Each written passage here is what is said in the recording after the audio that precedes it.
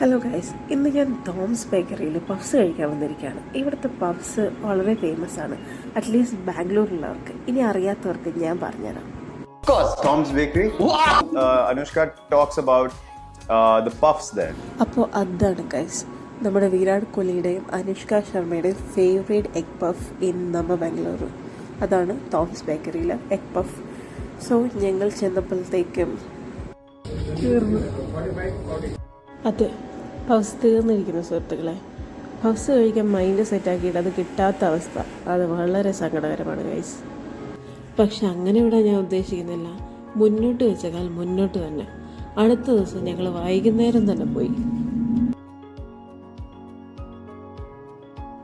അവിടെ ചെന്നപ്പോഴാണെങ്കിലോ ഒരു ജാതിക്കുള്ള ആൾക്കാരുണ്ടായിരുന്നു.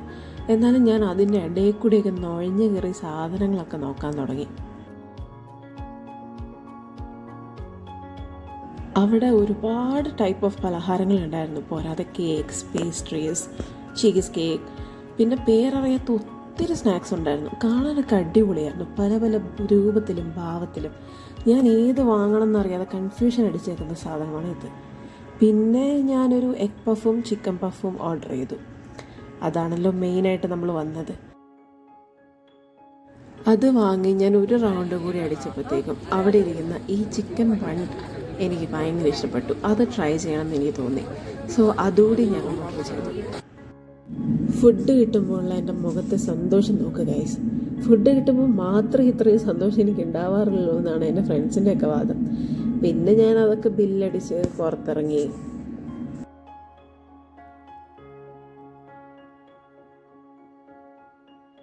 ഇതാണ് ഞങ്ങൾ വാങ്ങിച്ചത്. ടോട്ടൽ 118 റുപ്പീസായി.